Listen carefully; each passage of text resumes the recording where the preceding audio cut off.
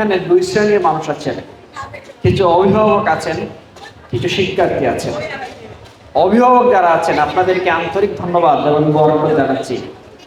আপনারা আপনাদের বাচ্চাদেরকে আপনাদের গুরুত্বপূর্ণ সময় ব্যয় করে এখানে নিয়ে এসেছেন। এই সময় শহরের মহিলা সবচেয়ে বেশি ব্যস্ত সময় কাটান না? আপনাদের ঘরে কারো মেহমান আছেন, কারো অসুস্থ রোগী আছেন, কারো ছোট সন্তান আছে, তাকে রেখে এসেছেন। আপনারা এসেছেন দিনই একটা মজলিসে, দিনই একটা মাহফিলে। এই জন্য আপনারা মোবারকবাদ পাওয়ার যোগ্য। এই সময়টা খুবই নাজুক সময়। 10টা সন্তানের যদি আপনি খবর শুনেন, দেখবেন এর মধ্যে 9টা সন্তান তার মা বাবা বলছেন আমার সন্তান আমার কথা শুনে না, আমার সন্তান শুধু বায়না ধরে। 10টার মধ্যে 9টা কিংবা 8টা এভাবে হয়। কেন হচ্ছে? এর মূল কারণ, অভিভাবকরা খুব ভালো করে কথাটা শুনবেন, এর মূল কারণ হচ্ছে শয়তান সন্তানদেরকে আমরা দিন শিখাচ্ছি না। আল্লাহ তাআলা আমাদেরকে আদেশ দিয়েছেন সন্তানকে দিন শেখানোর জন্য। আমরা যখন আমাদের সন্তানদেরকে দিন শিখাই না, তখন আমরা আল্লাহ তাআলার আদেশ থেকে দূরে সরে যাওয়ার কারণে আমাদের সন্তান আমাদের আদেশ থেকে দূরে সরে যায়। আমরা যখন আল্লাহর অবাধ্য হয়ে যাই, আমাদের সন্তান তখন আমাদের অবাধ্য হয়ে যায়। আমরা যখন আল্লাহ তাআলার কথার বিপরীতে চলে যাই, আমাদের সন্তান তখনই শয়তানের হাতে চলে যায়। কথাটা বুঝে আসছে? আমরা যখন আল্লাহর সাথে ডিসকানেক্টেড হয়ে যাই, আমরা সহ আমাদের সন্তান শয়তানের সাথে কানেক্টেড হয়ে যায়। আপনারা শয়তানের সাথে ডিসকানেকশন তৈরি করে, সম্পর্ক বিচ্ছিন্ন করে আল্লাহ তাআলার সাথে, প্রিয় নবীজি সাল্লাল্লাহু আলাইহি সাল্লামের সাথে সম্পর্ক জোড়ানোর জন্য এই প্রোগ্রামে এসেছেন না পুরস্কারের জন্য এসেছেন? বল, কিসের জন্য এসেছেন? পুরস্কারের জন্য এসেছেন? নবীজির সাথে সম্পর্ক তৈরি করে দেওয়ার জন্য। সুতরাং আপনারা সৌভাগ্যবান। আপনারা যদি আপনার সন্তানকে দিন দেন, আপনার সন্তান আপনাকে দুনিয়াও দেবে, আখিরাতও দেবে। আপনার সন্তানকে আপনি যদি দ্বীনি শিক্ষা দান করেন, এই সন্তান বেয়াদব হবে না, এই সন্তান আপনাকে ডাস্টবিনে ছুঁড়ে ফেলবে না, এই সন্তান আপনাকে বৃদ্ধাশ্রমে পাঠাবে না, এই সন্তান কোনোদিন আপনার অবাধ্য হবে না, এই সন্তান কোনোদিন আপনাকে অমান্য করবে না, আপনার সাথে অসম্মানজনক কোনো আচরণ করবে না। সেই প্রস্তুতির জন্য আপনি এখানে এসেছেন।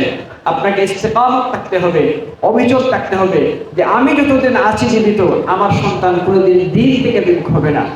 দিনই সন্তান, দিনই পরিবার গড়ে তোলার পিছনে সবচেয়ে বড় ফায়দা হয় সন্তানের পিতা এবং মাতা, তারপরে সন্তানের।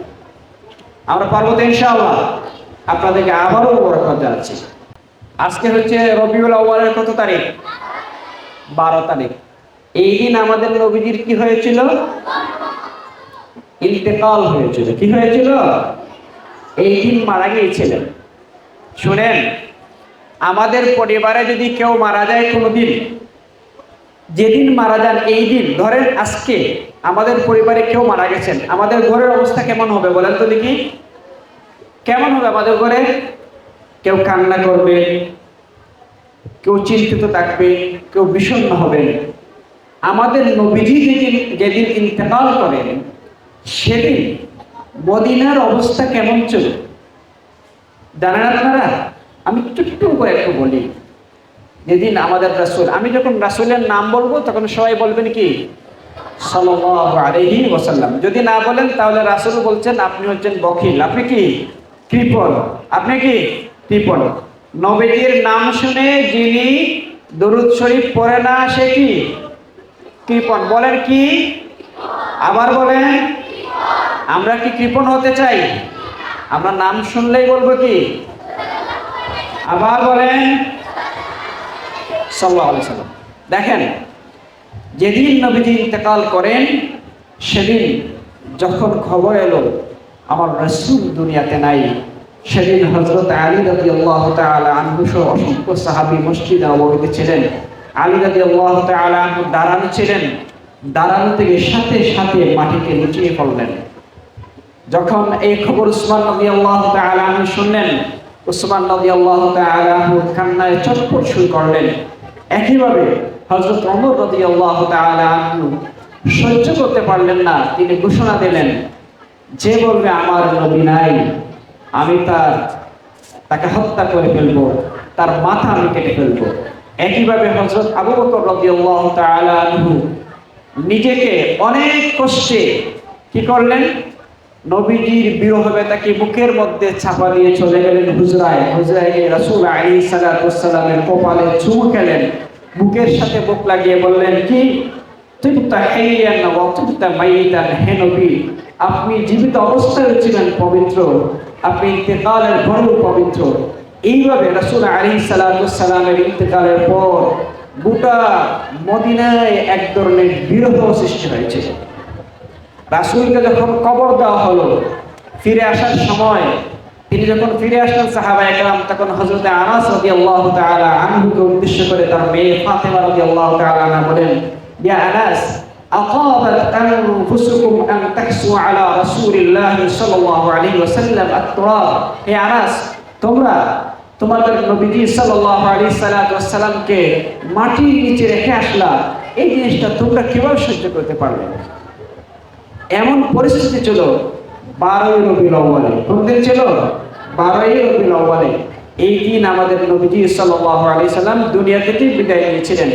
সাহাবায়ে কেরাম এই কাজ কেন করেছিলেন? তাদের ভিতরে মহব্বত ছিল। কি ছিল? মহব্বত ছিল। আমাদের ভিতরে নবীজির মহব্বত আছে কিনা নাই? নবীজিকে আমাদের ভালোবাসতে হবে কি হবে না? কেন ভালোবাসতে হবে নবীজিকে? আমরা এই বইয়ে কিন্তু আছে আমরা নবীজিকে কেন ভালোবাসবো, আছে না? কি আছে উত্তর বলেন আপনারা। নবীজিকে আমরা কেন ভালোবাসবো? আল্লাহ তাআলা বলেছেন, আল্লাহ তাআলা বলেছেন, আল্লাহ বলেছেন কুল ইন কুনতুম তুহিব্বুনাল্লাহ ফাত্তাবিউনি ইউহিব্বুকুমুল্লাহ। কি বলেছেন? যে আল্লাহকে ভালোবাসতে হলে নবীজিকে ভালোবাসতে। কবি নজরুল বলেছেন একটা কবিতা, মনে আছে তোমাদের? আল্লাহকে যে বলেন, আল্লাহকে যে পাইতে চায় হযরতকে সে ভালোবাসে। পড়ছেন না কবিতাটা? শুনছেন এটা? কবি নজরুল একটা বিখ্যাত সঙ্গীত আছে, নজরুল সঙ্গীত। আল্লাহকে যে পাইতে চায় হযরতকে সে ভালোবাসে। কুল ইন কুনতুম তুহিব্বুনাল্লাহ ফাত্তাবিউনি ইউহিব্বুকুমুল্লাহ। আমরা রাসূল সাল্লাল্লাহু আলাইহি সাল্লামকে ভালোবাসবো। আমাদের রাসূল কেমন ছিলেন? কেমন সুন্দর ছিলেন বলেন তো দেখি। তার চরিত্র কেমন ছিল? তার গঠন কেমন ছিল? আচ্ছা, তার গঠন সম্পর্কে এই বইয়ে আছে না? এই বইয়ের কত নম্বর অধ্যায় আছে বলতে পারবেন? কয় নাম্বার? নবীজির বৈশিষ্ট্য গঠন কত নম্বর অধ্যায়? কত নম্বর অধ্যায়? পঞ্চম অধ্যায়। কি পঞ্চম অধ্যায়ে বর্ণনা আছে নবীজির চেহারা কেমন ছিল, তার গঠন কেমন ছিল, তিনি কেমন ছিলেন, পুরো বর্ণনা আছে, আছে না? আছে তো? এবার আপনারা বলেন তো, গঠন তো পড়ছেন, সৌন্দর্যটা কেমন ছিল? কেমন সুন্দর ছিলেন আমাদের নবীজি বলতে পারবেন কেউ? কার মতো?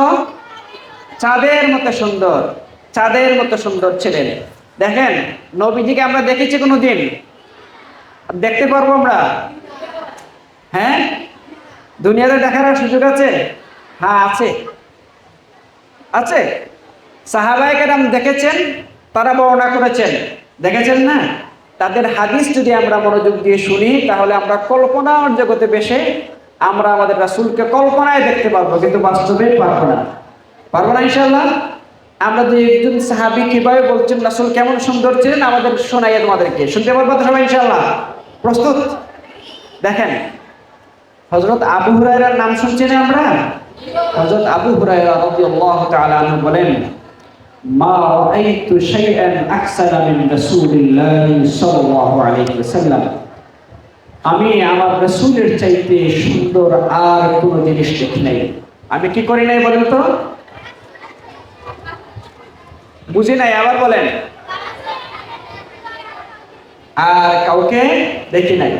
একইভাবে হযরত জাবির ইবনে সামুরা রাদিয়াল্লাহু তাআলা আনহু বলেন, রাআইতু রাসূলুল্লাহ সাল্লাল্লাহু আলাইহি ওয়াসাল্লাম ফি লাইলাতিল ইদহিয়ান ফাজআলতু আনজুরু ইলা রাসূলিল্লাহ সাল্লাল্লাহু আলাইহি ওয়াসাল্লাম ওয়া ইলা আল-কমর ফাইদা হুয়া ইনদি আহসানু মিনাল কমর।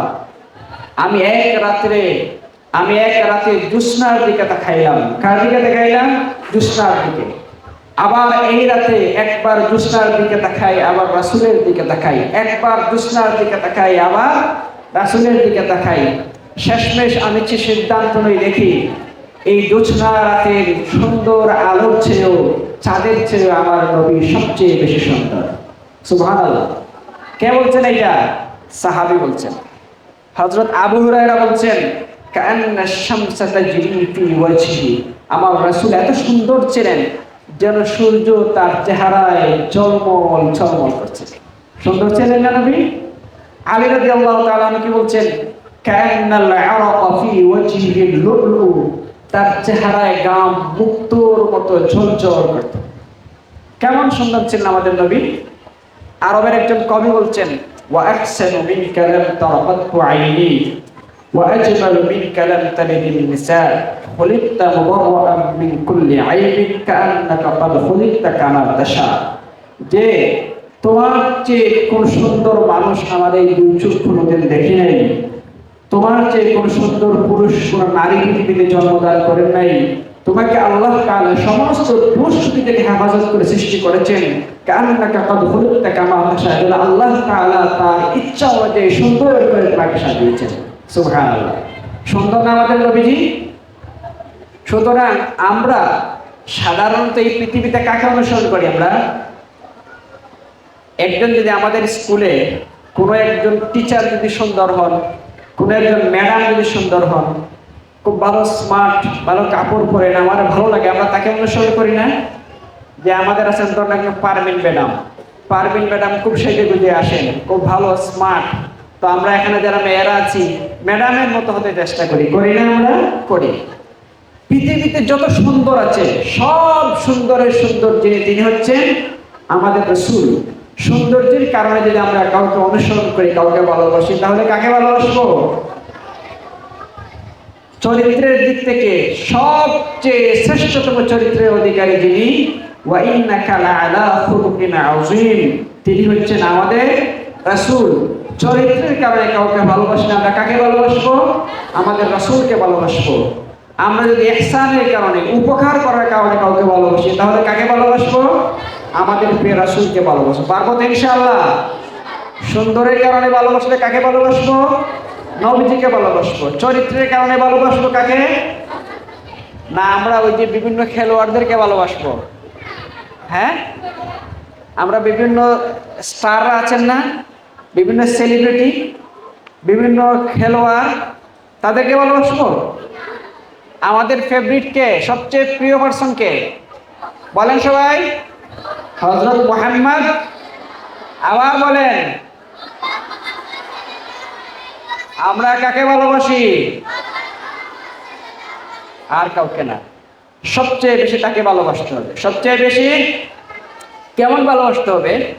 রাসূল নিজে বলে দিয়েছেন, লা ইউমিনু আহাদুকুম হাত্তা আকুনা আহাব্বা ইলাইহি মিন ওয়ালিদিহি ওয়া ওয়ালাদিহি ওয়ান নাসি আজমাইন। যতক্ষণ পর্যন্ত পরিপূর্ণ ঈমানদার হতে পারবেন না আপনি, যতক্ষণ পর্যন্ত না আপনার স্ত্রী, পুত্র, সন্তান, এমনকি দুনিয়ার সব কিছুর সে আপনি আমার রাসূলকে বেশি ভালোবাসবেন। আপনার সহপাঠী, আপনার মা, আপনার বাবা, আপনার বন্ধু, সবার চেয়ে কাকে ভালোবাসবেন? ওই দিক থেকে আওয়াজ পাই না আমি। সবার চেয়ে কাকে ভালোবাসবেন? আমাদের স্লোগান আজকে থেকে একটাই হবে, ভালোবাসি নবীকে। বলেন, বলেন ভালোবাসি নবীকে। আর কোনো ভালোবাসা নাই। কেন? নবীজিকে ভালোবাসি। এখন আমি কোনো কাজ করতে হলে চিন্তা করব, আমার নবীজি এটা করার জন্য বলছেন কি করেন না। আমি একটা আয়াত বলেছি, মা আতাকুমুর রাসূল ফাখুযুহু ওয়া মা নাহাকুম আনহু। আল্লাহ তাআলা বলছেন, নবীজি যা তোমাদের জন্য নিয়ে এসেছেন তা গ্রহণ করো, আর যা থেকে বিরত থাকতে বলেছেন তা থেকে বিরত থাকতে হবে। নবীজি কি করেছেন? সত্য কথা বলেছেন। আমরা কি বলবো? সত্য বলবো। আমি ক্লাসে যেতে দেরি করেছি, অথবা আমি একদিন যাই নাই, স্যার বলছেন কেন আসলেন না, আমি কি মিথ্যা কথা বলবো? কেন? আমি আগে বলেছি নবীজিকে ভালোবাসি। কাকে ভালোবাসি? নবীজিকে ভালোবাসি। আব্বু বলছেন, মা তুমি কি করো, পড়তে বসো। আমি বললাম আমার ভাল লাগে না, আমি পারবো না। এটাকে আমার জন্য ঠিক হবে? কেন হবে না? আমি বলেছি নবীজিকে ভালোবাসি, আর নবীজি বলছেন মা বাবাকে মানতে হবে। কাকে মানতে হবে? স্যার বলছেন হোমওয়ার্ক করে নিয়ে আসতে, আমি বললাম না হোমওয়ার্ক করা যাবে না, গুমওয়ার্ক করব। কি করব? ঘুমওয়ার্ক। ঘুমওয়ার্ক বুঝেন তো? হ্যাঁ, হোমওয়ার্ক না গুমওয়ার্ক কোনটা? হোমওয়ার্ক। আমি যদি এই কাজ করি, হোমওয়ার্ক রেখে ঘুমওয়ার্ক করি, তাহলে নবীজিকে ভালোবাসা হবে? নবীজিকে ভালোবাসতে হলে নবীজি যা বলেছেন তা মানতে হবে। নবী বলেছেন স্যারের কথা মানতে, বলেন নাই? হ্যাঁ, পড়ালেখা করার জন্য বলেন নাই? বলেছেন তলাবুল ইলমি ফরিয়দাতুন আলা কুল্লি মুসলিম, দ্বীনি ইলম তলব করা প্রত্যেক মুসলমানের জন্য ফরজ। ঠিক আছে? পারবো তো আমরা ইনশাআল্লাহ? পারবো। দেখেন, এই যে আমাদের নবীজি, আমরা যাকে ভালোবাসবো বলে অঙ্গীকারবদ্ধ হয়েছি, আমাদের জীবনের সকল ক্ষেত্রে, ভালো করে শুনেন আমার কথা। ওই দুজন আপনার পাশে, 1 2 3 4 নম্বর চেয়ার দাঁড়ান, আপনারা দুজন দাঁড়ান। 1 2 3 4 নম্বর চেয়ারে দুজনের দিকে দাঁড়ান। কি বলছে বলেন তো? বলেন। গল্প করলে হবে না, আমি তো দাঁড় করাবো। বলছি আমি টিচার, আমি আগেই বলেছি। আমি কি সারা মাঝে মধ্যে দাঁড় করান না? আমি যতক্ষণ কথা বলবো, মানে সাইড টক করা যাবে না। কি করা যাবে না? সাইড টক করা যাবে না। বসেন। যেই কথা বলবেন, আমি যদি এখান থেকে নির্দেশন না করতে পারি, চিন্তা না পারি, কাছে যাবো, গিয়ে দাঁড় করাবো। কথাটা বুঝে আসছে? কোনো কথা বলা যাবে না, শুধু কথা হবে আমার সাথে। কার সাথে কথা হবে? ইনশাআল্লাহ। তো আমি বলছিলাম যে সকল ক্ষেত্রে কাকে মানবো আমরা? লাকাদ কানা লাকুম ফি রাসূলিল্লাহি উসওয়াতুন হাসানাহ। আল্লাহ তাআলা বলছেন যে তোমাদের রাসূলের জীবনে তোমাদের জন্য রয়েছে উত্তম আদর্শ। তাহলে আমাদের মডেল কে? আবার বলেন কে? আমাদের মডেল খেলোয়াড়রা, ক্রিকেটার, রেসলার, লিডার, কে? সব ক্ষেত্রে যা বলেছেন তা আমরা অক্ষরে পারবো তো ইনশাআল্লাহ? আমরা আমাদের হৃদয়ে রাসূলকে এইভাবে গেঁথে নেব, আমার ধ্যান, আমার চিন্তা, আমার ঘুম, আমার খাবার, আমার পড়া, 24 ঘন্টা আমি শুধু আমার রাসূলকে নিয়ে ধ্যান করবো। পারবো ইনশাআল্লাহ? এইভাবে আমি রাসূলের প্রেমিক হয়ে যাব, আশিকে রাসূল হয়ে যাব। তাইলেই না আমি মদিনায় যাব এবং জিয়ারত করব। তাইলেই না আমি রাসূলের শাফায়াত পাবো। রাসূলের সুপারিশ ছাড়া পারবো বেহেশতে যেতে পারবো আমরা? আপনার প্রথম কাজ করে ফেলছেন, সিরাত প্রতিযোগিতায় অংশগ্রহণ করে এই বই পড়ে আপনারা করেছেন কি? জীবনী জেনে গেছেন। এখন এই জীবনী জানা শুরু হয়েছে, আস্তে আস্তে আরো বাড়বে। আমি পরে কথা বলছি। এইভাবে কি করতে হবে? আপনাকে এগিয়ে যেতে হবে। তাহলে বলছিলাম, সবার চেয়ে বেশি যাকে ভালোবাসবো তিনি হচ্ছেন আমাদের রাসূল আলাইহিস সালাতু ওয়াস সালাম। আচ্ছা, আমরা সিদ্ধান্ত নিলাম এতক্ষণে যে আমরা রাসূলকে ভালোবাসবো। পারবো তো ইনশাআল্লাহ? হাত ওঠান, কারা কারা ভালোবাসবেন হাত ওঠান। আল্লাহ তাআলা কবুল করুন। সকলে বলেন আমিন। রাসূলকে ভালোবাসতে হলে কয়টা কাজ করতে হবে? আবার বলেন। 1 নাম্বার কাজ কি দেখেন? নবীজির আনুগত্য করা। বলেন, কি বলছি? আনুগত্য কিভাবে করতে হয় এগুলো আগে বলে ফেলছি না সব? শুধু পয়েন্টটা মনে রাখবেন। নবীজির সকল ক্ষেত্রে আল্লাহ তাআলা বলে দিয়েছেন। আমি এত লম্বা বলবো না, শুধু সংক্ষেপে বলে যাচ্ছি। 2 নাম্বার, নবীজির সুন্নত অনুসরণ করা। বলেন। 1 নাম্বারটা কি? 2 নাম্বার। মাশাআল্লাহ, ব্রিলিয়ান্ট স্টুডেন্ট, সবাই ব্রিলিয়ান্ট। দেখি ব্রিলিয়ান্ট কত সময় টিকে থাকেন আপনারা। তাইলে নবীজির সুন্নত মানে কি? নবীজি যেভাবে বলেছেন, যেভাবে কাজ করেছেন, ওইভাবে আমরা করব। নবীজি 1 গ্লাস পানি পান করেছেন বাম হাত দিয়ে, আমরাও করব। কি হাত দিয়ে? বলেন, বাম হাত দিয়ে। কি দিয়ে? সবাই একমত? কোন হাত দিয়ে পান করেছেন? 1 গ্লাস পানি পান করার সুন্নত হচ্ছে 6টা। কয়টা? আমি বলে দেই। বিসমিল্লাহ বলে পান করা। বলেন। ডান হাত দিয়ে পান করা। 3 শ্বাসে পান করা। বসে বসে পান করা। পান পাত্রে পানি শ্বাস না ফেলা। পান শেষে আলহামদুলিল্লাহ বলা। কয়টা কাজ? পানি পান করার সময় মনে থাকবে? এই 6টা কাজ মুখস্থ করার দরকার নাই। আমি কি করবো? পানি খাচ্ছি, ডান হাত দিয়ে খাবো, বসে বসে খাবো, বিসমিল্লাহ বলবো, 3 শ্বাসে খাবো।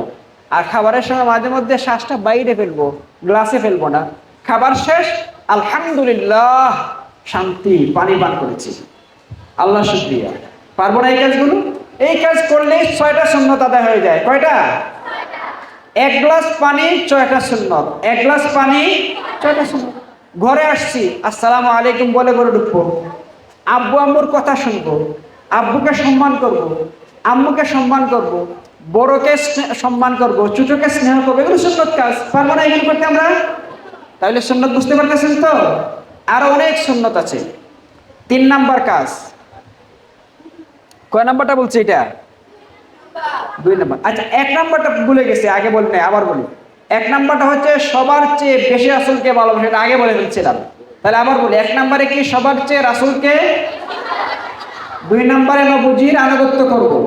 3 নাম্বারে নবীজির সুন্নাত অনুসরণ করব। 4 নাম্বার, এইটা কঠিন কাজ। পারবেন? বলবো কি নাম? কঠিন কাজের নাম বলবো? 5 ওয়াক্ত নামাজ পড়া, নিয়মিত 5 ওয়াক্ত।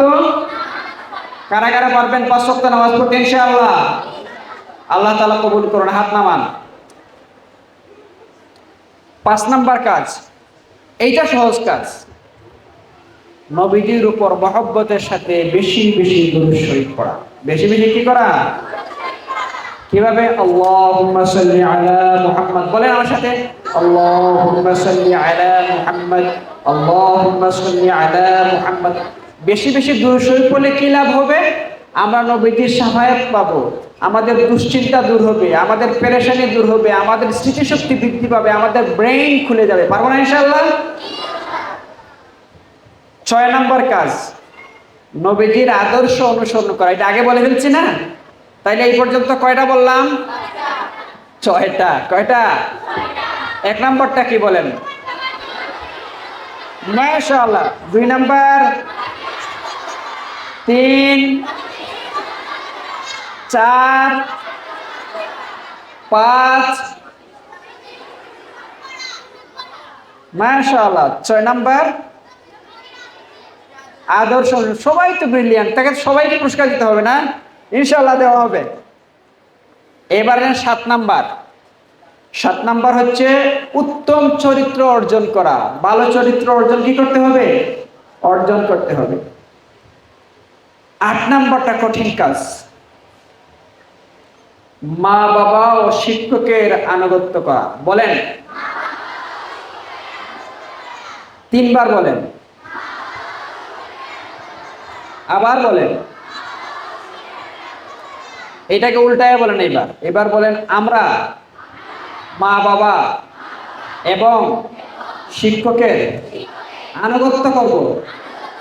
আনুগত্য করব, কেউ অবাধ্য হবে না ইনশাআল্লাহ। এবার দেখেন, হাদিসে রাসূল আলাইহিস সালাম বলেছেন, রাজাল ওয়ালিদে রাজার রব, রাজাল ওয়ালিদে রাজার রব, সাখাতুল ওয়ালিদে সাখাতুর রব। মা বাবার সন্তুষ্টি আল্লাহর সন্তুষ্টি, মা বাবার সন্তুষ্টি আল্লাহর সন্তুষ্টি।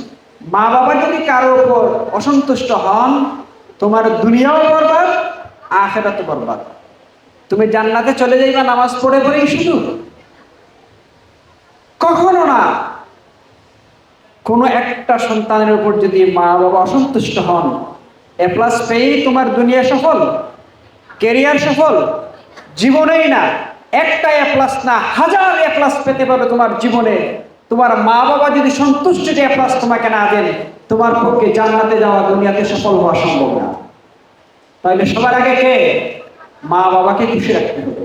ঘুরে গিয়ে আমরা ব্যাগ টাকার থেকে ফেলে দিয়ে জারি জুড়ি যা ইচ্ছা তা, মানে আমি স্কুল থেকে বাসায় ফিরেছি, বিরাট কিছু করে ফেলছি। কিছুই করোনি মা তুমি। তোমার মা বাবা, ঘরে গিয়েছ, সালাম দাও, মা বাবার সাথে ভালো ব্যবহার করো, মায়ের খেদমত করো। নিজের ব্যাগ নিজে খুলি না, বাসায় গিয়ে বলে আম্মু খুলে দাও। নিজের শার্ট নিজে পরি না, নিজের বিছানা মা করে দেন। কেন? এখানে যারা আছেন 6 to 10, এইরকম না সবাই? ষষ্ঠ শ্রেণী থেকে দশম শ্রেণী, তার মানে আপনাদের বয়স 10 থেকে 15 এরকম হবে না? অর্থাৎ যথেষ্ট বয়স হয়েছে। মা বাবা আপনাদের জন্য যথেষ্ট করেছেন, এখন আপনারা করবেন মা বাবার জন্য। পারবেন তো ইনশাআল্লাহ? আপনারা নিজের কাজ নিজে করবেন, মা বাবার কাজও আপনি করবেন। মায়ের কাপড় আপনি ধুয়ে দিবেন, মায়ের রান্না আপনি করে দিবেন। যদি এটা পারেন না, কঠিন হয়ে যায়, মা রান্না করলে খাবারের সময় আপনি খেদমত করবে, খাদিম করে নিয়ে আসবেন। পারবেন তো? ঘুমানোর সময় বিছানা কে ঠিক করবে? মশারি কে টানাবেন? পড়ার টেবিল কে ঠিক করবেন? পারবো তো ইনশাআল্লাহ? যদি এই কাজ না করেন, শুনেন খেদমত কাকে বলে? মা বাবা বললেন যে এটা করো, তান্নি তুমি এই কাজ করো আর তুমি করলা, এটার নাম খেদমত না। মা বাবার চাহিদা বুঝে সেবা করার নাম খেদমত। মায়ের প্রয়োজন 1 গ্লাস পানি, মার চেহারার দিকে তাকিয়ে তুমি মেয়ে যদি বুঝতে পারলো না, কিসের মেয়ে তুমি? মায়ের চেহারার দিকে তাকিয়ে বুঝতে হবে আমার মায়ের কি প্রয়োজন, সেটা বুঝে আমি আমার মায়ের খেদমত করবো। পারবো তো ইনশাআল্লাহ? সব সময় নিজ হাতে মায়ের সেবা করব, এবং সেবা করে বলবো না হায় রে হায় মায়ের খেদমত করতে করতে আমার জীবন শেষ। না, আমি শুকরিয়া আদায় করবো, আলহামদুলিল্লাহ আমার তো আমার 3টা ভাই আছে, 3টা বোন আছে, ওরা পারে না, আমি তো আমার মায়ের খেদমত করতে পারছি। আল্লাহ এইটুকুর জন্য তুমি আমাকে কবুল করে নাও, আল্লাহ এর বদলা তুমি আমাকে আখিরাত দান করো। পারবো না ইনশাআল্লাহ? দেখবেন আপনার পড়ালেখা কিভাবে ভালো হয়, আপনি কিভাবে ভালো হয়ে যান।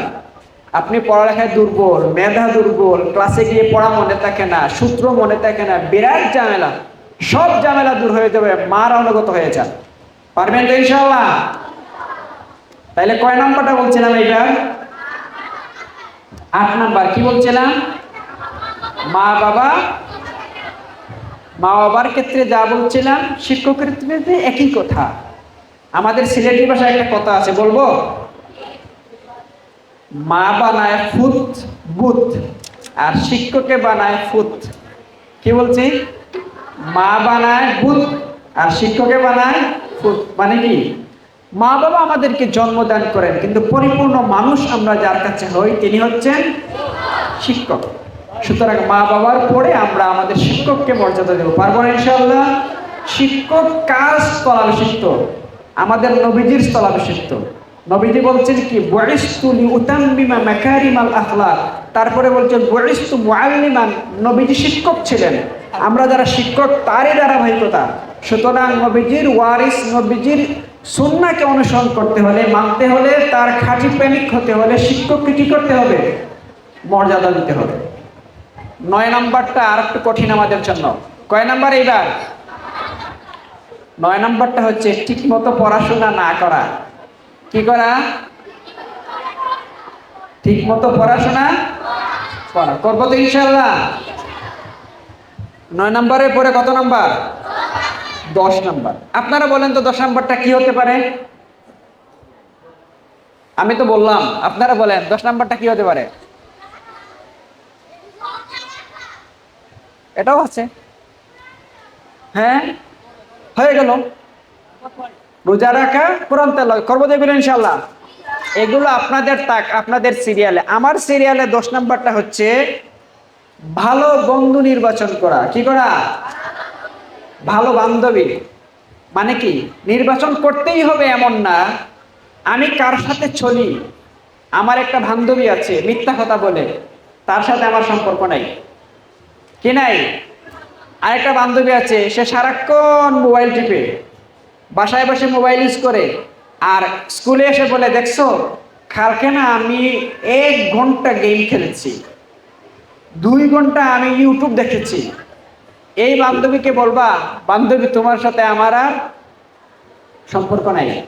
হাদিসে রাসূল আলাইহিস সালাতু ওয়াস সালাম বলেছেন, আল মারউ আলা দীনি খালিলিহি ফালইয়ানজুর আহাদুকুম মান ইউখালিলু। মানুষ তার বন্ধু বান্ধবীর জীবন আদর্শ দ্বারা প্রভাবিত হয়। সুতরাং দেখেন আপনি কার সাথে চলছেন। অভিভাবক দ্বারা খুব ভালো করে খেয়াল করবেন, আমাদের মায়েরা খুব ভালো করে শুনেন। আপনার সন্তান ভালো হবে না মন্দ হবে, সেটা শুধু আপনার উপর নির্ভর করে না, তার বান্ধবী, তার বন্ধুর উপর নির্ভর করে, তার সহপাঠীর উপর নির্ভর করে। আপনি এই ক্ষেত্রে খুব সজাগ এবং সতর্ক থাকবেন। আপনি যদি দেখেন আপনার মেয়ের গতিবিধি খারাপ, আপনার মেয়ে যার সাথে চলে তার ক্লোজ ফ্রেন্ড যে সে ভালো নয়, আপনি সঙ্গী পরিবর্তন করবেন, না হয় এই মেয়েটা আপনার মেয়েটাকে ধ্বংস করে দেবে। আপনি দেখছেন আপনার মেয়ে খুব ভালো ছিল, আপনার কথা শুনতো, হঠাৎ করে দেখা গেছে চেঞ্জ হয়ে গেছে, আপনার কথা শুনে না। কেন শুনে না? একটু খোঁজ নিয়ে দেখবেন ইদানিং যার সাথে যে মিশে, যার সাথে সে মিশে সে ভালো না। সুতরাং এই জায়গা থেকে তাকে ডিসকানেক্ট করে নিয়ে এসে ভালো কারোর কাছে দিয়ে দেন, আর না হয় বলেন কারোর সাথে চলার দরকার নাই, আমি তোমার সবচেয়ে ঘনিষ্ঠ বন্ধু।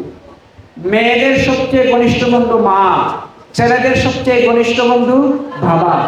বাবার চেয়ে এবং মায়ের চেয়ে ভালো বন্ধু নেই, বলেন মা এবং বাবার চেয়ে ভালো বন্ধু নাই। সবকিছু মা এবং বাবার সাথে শেয়ার করবেন, সুখ দুঃখ যা আছে সব। বিপদের সময় সবার আগে কে আসেন? মা আর বাবা। সুতরাং আমার মা বাবার চেয়ে কারো আমি কি করবো না, ভালো বন্ধু বলবো না। 10 নম্বর পর্যন্ত আমরা চলে এসেছি, মনে আছে 10 পর্যন্ত কারো?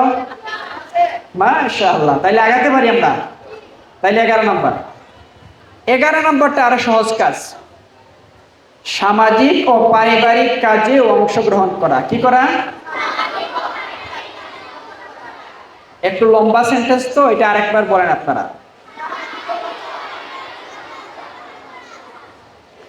একজন একটু ব্যাখ্যা করেন তো আমি কি বলছি এটার। সামাজিক এবং পারিবারিক কাজে অংশগ্রহণ করার ব্যাখ্যা একজন ছেলে আসেন, আপনি বলেন, এসে আসেন দিকে ব্যাখ্যা করেন, আসেন। ছোট্ট মেয়ে কেউ আছেন, পারবেন ব্যাখ্যা করতে? সামাজিক কাজ কি, পারিবারিক কাজ কি বলেন তো? অনেক মেধাবী আপনারা, পারবেন, সাহস করে একজনে হাত উঠান। আপনার জায়গায় বসে বলবেন, অসুবিধা নাই। কে? ঠিক আছে, দাঁড়ান, আপনি মাইক দেওয়া দেখবো নি তারপরে।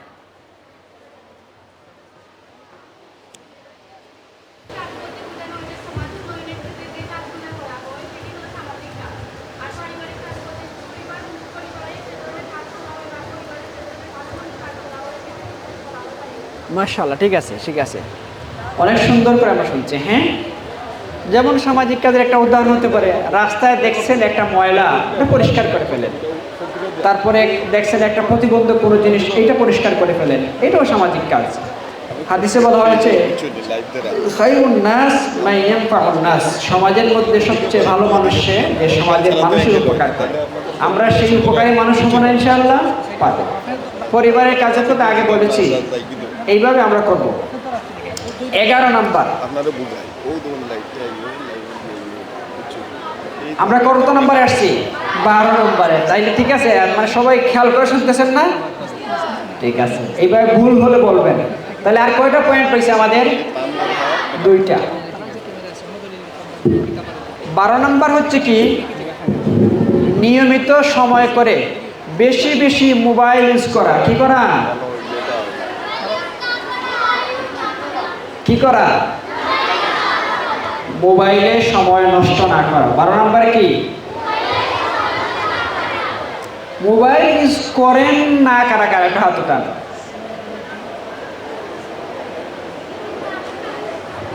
ঠিক আছে, মাশাআল্লাহ, আল্লাহ আপনাদেরকে কবুল করুন এবং এই হালতের উপর অটল এবং অবিচল থাকার তৌফিক দান করুন। বলেন আমিন। মোবাইল ইউজ করেন না এই সংখ্যা কম, মাত্র ক্লাস 6 থেকে 10 পর্যন্ত আপনারা আছেন। প্রয়োজনে ইউজ করবেন, আম্মুর সাথে কথা বলা, বিদেশে আব্বু আছেন, এইরকম প্রয়োজনে ইউজ করবেন। পার্সোনাল মোবাইল কেউ রাখবেন না আপনারা, এখনো বয়স হয় নাই। এই বয়সে পার্সোনাল মোবাইল ইউজ করবেন না। গার্ডিয়ান যারা আছেন আপনাদেরকে বলছি, দয়া করে আপনার মেয়েকে, আপনার ছোট ছেলেকে, যারা এখনো স্কুল কলেজ লাইফে আছে, তাদেরকে মোবাইল, মোটরসাইকেল এগুলো দিবেন না। আপনি হয়তো আহ্লাদ করে, আদর করে তাকে দিচ্ছেন তার বায়নার কারণে, কিন্তু আপনার সন্তানের ভবিষ্যৎ আপনি নষ্ট করে দিচ্ছেন। তারপরে যদি একান্ত প্রয়োজন হয়, কলেজ লাইফে যাওয়ার পরে স্মার্টফোন না, ছোট্ট একটা অ্যানালগ যে আগের যে বটন ফোন, এটা দিবেন প্রয়োজনীয় যোগাযোগের জন্য। এই ফোনটা আপনার সন্তানের শারীরিক, মানসিক সকল কিছু ধ্বংস করে দিচ্ছে। পারবেন তো ইনশাআল্লাহ? 13 নাম্বার, সর্বশেষ আমাদের পয়েন্ট, সিরাহ অধ্যয়ন করা, নবীজির জীবনী বেশি বেশি অধ্যয়ন করা। পারবো না ইনশাআল্লাহ? নবীজির জীবনী বেশি বেশি অধ্যয়ন করব। আমাদের শুরু হয়েছে একটা বই দিয়ে। আমাদের কি এই বই পড়ার পরেই নবীজির জীবনী পড়া শেষ? এই বইয়ের শুরুতে আমরা অনেকগুলো বইয়ের নাম দিয়েছি। বলতে পারবেন কতটা বইয়ের নাম আছে? সিরাতের বিষয়ে কতটা বইয়ের নাম আছে এই বইয়ের শুরুতে বলেন তো দেখি। 9 নম্বর পৃষ্ঠায় 1 মতো কি আছে? বইয়ের নাম আছে। সবগুলো আমরা আস্তে আস্তে পড়বো। পারবো তো ইনশাআল্লাহ? সবগুলো আমরা পড়বো। এই ছিল আমাদের 13টা বিষয়। আমরা সিরাত কি শুধুমাত্র রবিউল আউয়াল মাসে পড়বো না সারা বছর? সারা বছর নবীজির চর্চা করতে হবে। সিরাত চর্চা মানে শুধুমাত্র বই পড়া না, বই পড়ার পাশাপাশি বই থেকে অর্জিত জ্ঞানের উপর আমল করা, সেটা সেই শিক্ষা নিজের জীবনে বাস্তবায়ন করা, নবীজির সুন্নতকে আঁকড়ে ধরা। সিরাত চর্চার সবচেয়ে কার্যকরী ইফেক্টিভ মেথড হচ্ছে সুন্নতকে আঁকড়ে ধরা, সুন্নতের পুনরুজ্জীবন করা, সুন্নতের দাওয়াত দেওয়া। আমি আজকে এখান থেকে শিখেছি যে 1 গ্লাস পানি পান করার সুন্নত হচ্ছে 6টা। আমি জানলাম, আমার আরেকটা বান্ধবী সে জানে না, তাকে জানিয়ে দিলাম, সেইটা হচ্ছে সিরাত চর্চা। পারবো তো ইনশাআল্লাহ? ইনশাআল্লাহ। এইভাবে আমরা সারাটা বছর ব্যাপী সিরাত চর্চা করব। আমার ইচ্ছে ছিল সিরাত সারা বছর কিভাবে আমরা করতে পারি এই নিয়ে লম্বা আলোচনা করব, কিন্তু আপনারা বিরক্ত, আপনাদের ধৈর্য আর ছুটি করব না। একটা বুদ্ধি আপনাদেরকে দেবো, একটা পরিকল্পনা কিভাবে সারা বছর আপনারা আপনাদের গড়ে সিরাত চর্চা করবেন। আপনারা সেই পরিকল্পনা শোনার জন্য প্রস্তুত আছেন তো? প্রস্তুত থাকলে আমার আলোচনা শেষ, আর অপ্রস্তুত হলে লম্বা আলোচনা হবে। হ্যাঁ, প্রস্তুত?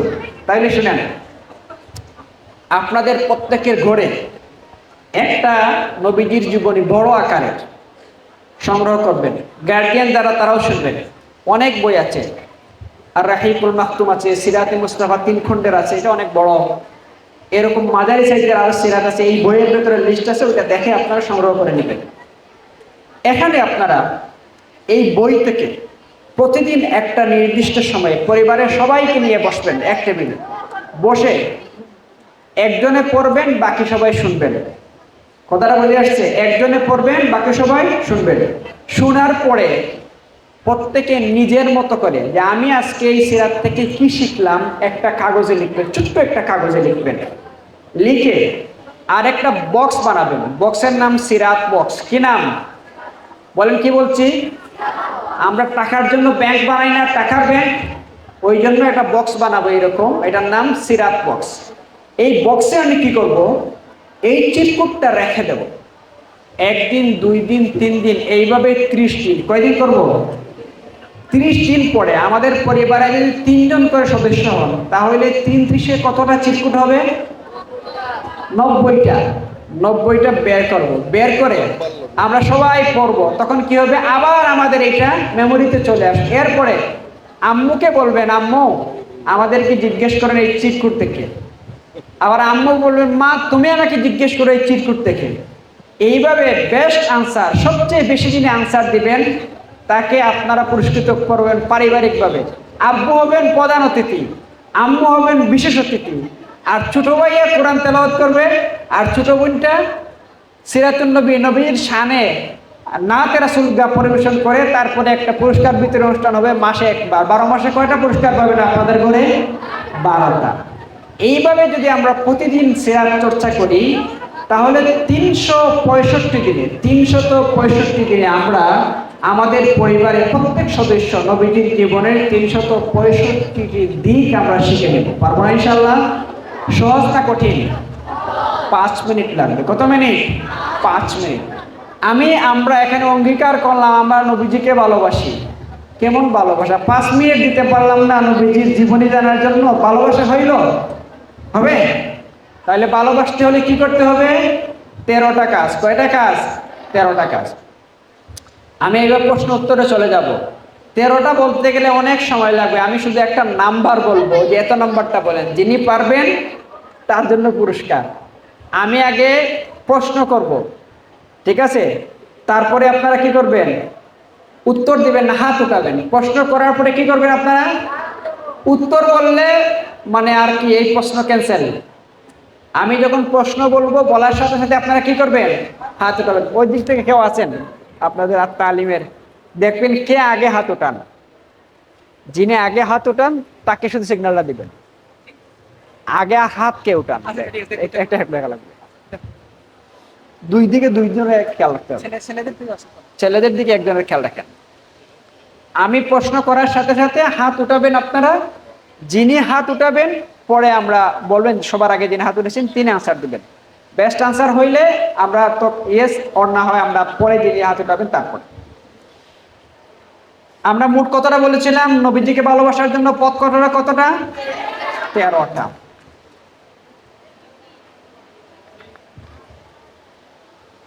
8 নম্বরটা কি?